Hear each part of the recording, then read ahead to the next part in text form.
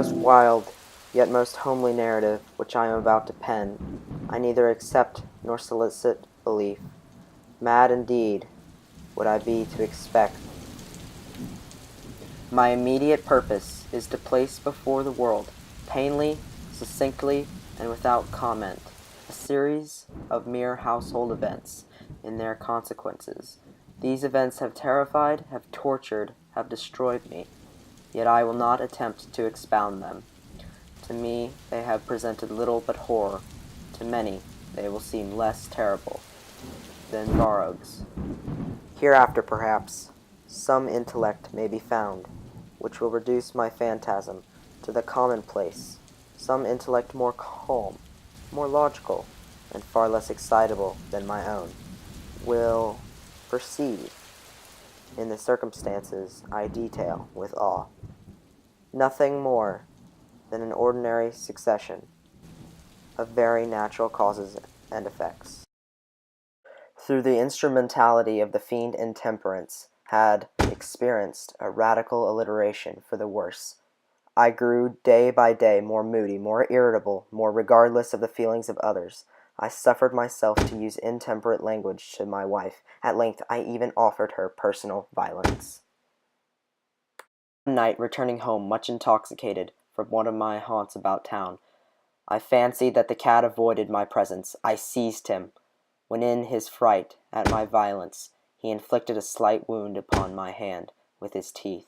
The fury of a demon instantly possessed me. I knew myself no longer. My original soul seemed at once to take its flight from my body, and a more than fiendish malevolence, gin-natured, thrilled every fibre of my frame. I took from my waistcoat pocket a penknife, opened it, grasped the poor beast by the throat, and deliberately cut one of its eyes. One morning, in cold blood, I slipped a noose around its neck and hung it to the limb of a tree, hung it with the tears streaming from my eyes and with the bitterest remorse at my heart, hung it because I knew that it had loved me, and because I felt it had given me no reason of offense, hung it because I knew that I was committing a sin, a deadly sin, that would so jeopardize my immortal soul.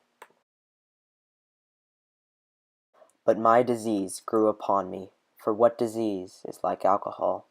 And at length even Pluto, who was now becoming old, and consequently somewhat peevish, even Pluto began to experience the effects of my ill temper. I approached and saw, as if graven in bas relief, upon the white surface, the figure of a gigantic cat. The impression was given with an accuracy truly marvelous. There was a rope about the animal's neck.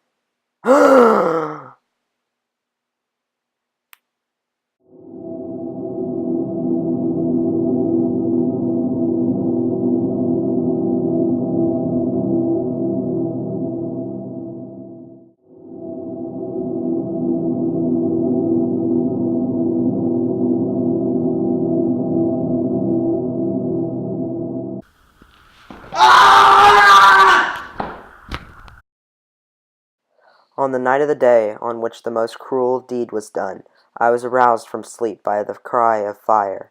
The curtains of my bed were in flames. The whole house was blazing. It was with great difficulty that my wife, a servant, and myself made our escape.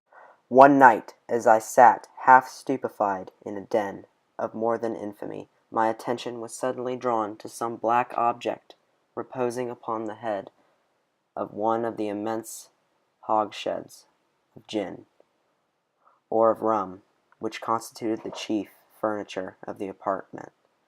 I had been looking steadily at the top of this hogshead for some minutes, and what now caused me surprise was the fact that I had not sooner perceived the object thereupon. I approached it and touched it with my hand. It was the black cat.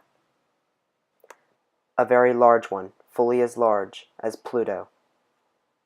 One day she accompanied me upon some household errand into the cellar of the old building, which our poverty compelled us to inhabit. The cat followed me down the steep stairs, and nearly throwing my headlong, exasperated me to madness, uplifting an axe, and forgetting in my wrath the childish dread which had hitherto stayed my hand. I aimed a blow at the animal, which of course would have proved instantly fatal, and it descended as I wished.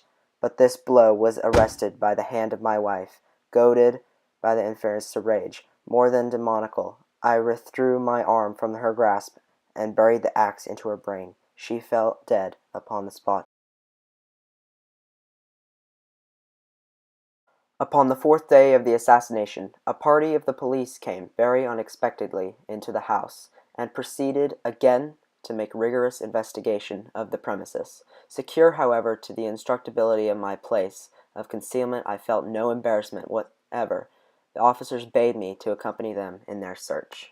These walls are solidly put together. The corpse, already greatly decayed and clotted with gore, stood erect before the eyes of the spectators. Upon its head, with red extended mouth and solitary eye of fire, sat the hideous beast, whose craft had seduced me into murder.